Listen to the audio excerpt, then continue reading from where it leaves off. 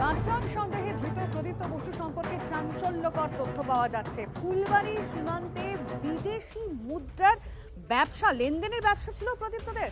আমরা কথা বলবো এই নিয়ে আমাদের প্রতিনিধির সঙ্গে। প্রসেনজিৎ চৌধুরী রয়েছে। প্রসেনজিৎ, কিভাবে এই ব্যবসা চলবে?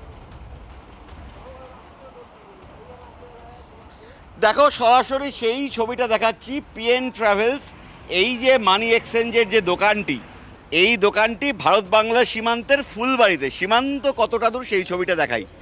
একদম গা ঘেঁষা সীমান্ত। এই যে 151 ব্যাটালিয়ন বিএসএফ ফুলবাড়ি সীমান্ত, যেখান দিয়ে ভারত এবং বাংলাদেশের মধ্যে পণ্য চলাচল এবং যাত্রী চলাচল হয়।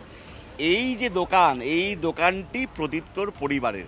এই দোকানে থেকে দীর্ঘ সময় ব্যবসাও করেছেন প্রদীপ্ত।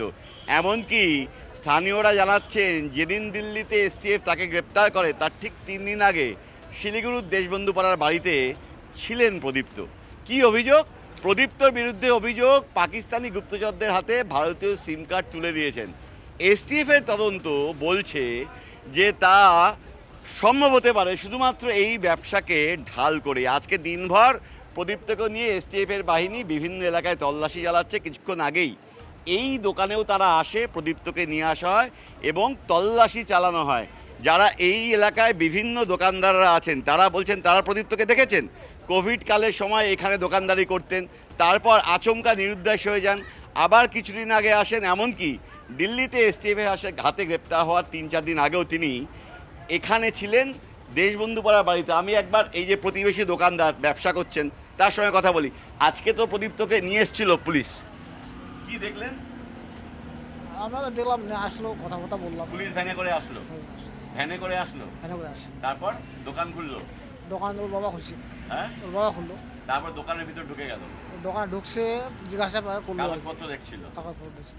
একদম শুনতেই পাচ্ছ, প্রতিবেশীরা বলছেন যে আজকে এসটিএফ এর বাহিনী পাকিস্তানি চর সন্দেহে ধৃত প্রদীপ্তকে নিয়ে আসে। আমি আরেকবার দেখাই, যে বৈদেশিক মুদ্রা বিনিময় কেন্দ্র, যে ট্রাভেলসের দোকান এবং মানি এক্সচেঞ্জ কাউন্টার, তার একদম গা লাগোয়া ভারত বাংলাদেশ সীমান্ত।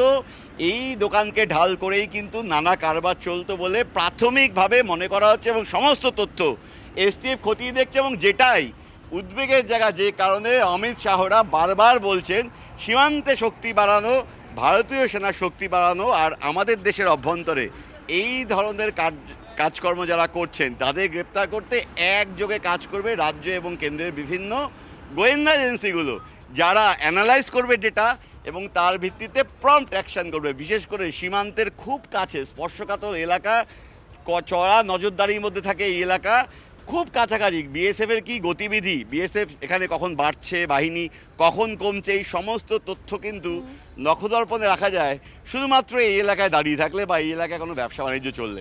আমি আরও একবার দেখাই, ভারতীয় গাড়িগুলো বর্ডার পেরিয়ে বাংলাদেশের দিকে এগোচ্ছে এবং উল্টো দিকে যে রাস্তাটা ফাঁকা সেখান দিয়ে কিন্তু বাংলাদেশের গাড়িগুলো এখানে আসে। একই সঙ্গে দু দেশের যাত্রীরাও কিন্তু এই এলাকা দিয়ে চলাচল করেন।